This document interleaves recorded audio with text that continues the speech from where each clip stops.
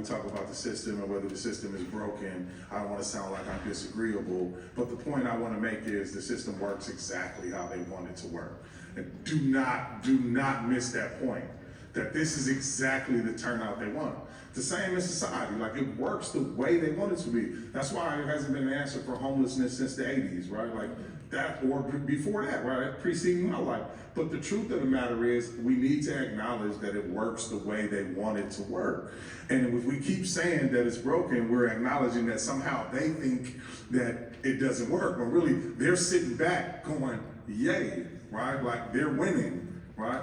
And so we have to continue to combat that from that space. Because if we don't start from that knowledge, then we are doing ourselves a disservice as well. And so when we talk about why is it important to ask people who spend decades in prison, right? We talked about it, we're the content experts. But also, where else are you gonna get perspective like this? Just think about this for a second, let this play on your mind. If GM, Chrysler, and Ford had cars that had a defect, right? And if something was wrong with, let's say the airbag was defective, or the ignition was defective, or the brakes were defective, and folks were in danger because of that, what do? They do a recall, and they take those cars off the street. They don't take them and just put them in a warehouse somewhere. They take them and they take them in, and then they have the car experts, the mechanic, which is nothing but a car doctor, right? They got the car mechanic on them, and he got to fix it. And they have to find out what's the problem. What precipitated all this? How did this come about? What's the issue? What's the root cause? How do we get there, right? How do we solve this ignition? How do we get to the problem with that? And then when they've addressed all that, they still don't put them back out to the public. What they do is they test it, they make sure it runs right, they make sure everything is gone, the defect has been addressed. When those things have addressed, they send it through these other things and they do it. And then guess what? Then they say, okay, now they're back to a standard at which we can send them back out to society and everything is great, right? That's what they do. So what happens when a person has a defect, right? In their decision-making process, or a person has a defect in their thinking, right?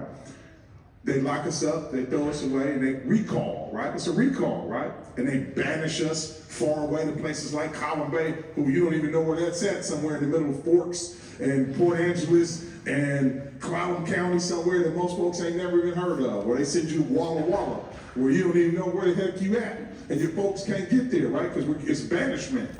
So that's what they do to us, right? But we don't see no doctors. Ain't nobody trying to address what really happened. Nobody's trying to find out what the root cause is of why you did whatever you did or made the decision you made. This stuff is never addressed. And then they just release you and put you out on the street and say, there you go. So here's my question to you. And I really want you to ponder this for a second. Why is it that we care more about our cars than we do our citizens? And since that's the case, what does that say about the society we're living in? Right? And even though we might feel like we're not making those decisions, we're here and we're voting for the folks. We're putting them in those places. So we're all accountable to that, right? And I'm a returning citizen, but I'm a voter. So now I'm accountable, and I got to be held accountable for who the next folks are who get in these positions, right? None of us have our hands clean. All of us have our hands dirty in this mess if you're not doing nothing about it, right? And if you're not doing nothing about it, the question is, like Tanya quoted so elegantly, right, or eloquently, excuse me, or both, right? Like she did, you know, from Angela Davis, that if they come for me at night, they're coming for you in the morning. So it's really important for us to pay attention to what's been happening. And as you sit here, I just want you to remember that the main thing we need to push across to folks, whether we're talking about judges or anybody else, is we need to see people's humanity. And like, that's what's important. Like, folks have intrinsic value and value of their own, irrespective of what they may have done or may not have done, but particularly when we're talking about our young people.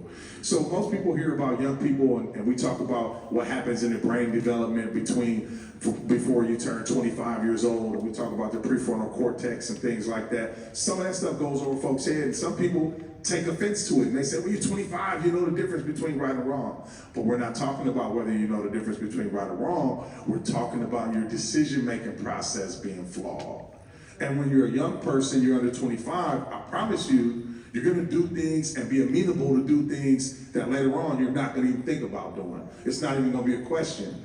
Just because what happens is you grow in life. You have enough life experience. You've lived long enough to now understand that's a bad idea. You know, before you're 25, you think everything's a great idea. You're like, yeah, let's do it. You know, and then on top of that, when you put on top of that groupthink, right? We know that groupthink is real. Like, that's a real thing. You do things in a group of people with your friends that you would never do. Just think about small things that you've done when you've been out partying, or you've been out just hanging, or you've just been out studying, but you've decided to do X, Y, and Z because everybody else is there, y'all doing this cool, right? And it's nothing. It's just a small thing. But you wouldn't do it if you were by yourself. So just think about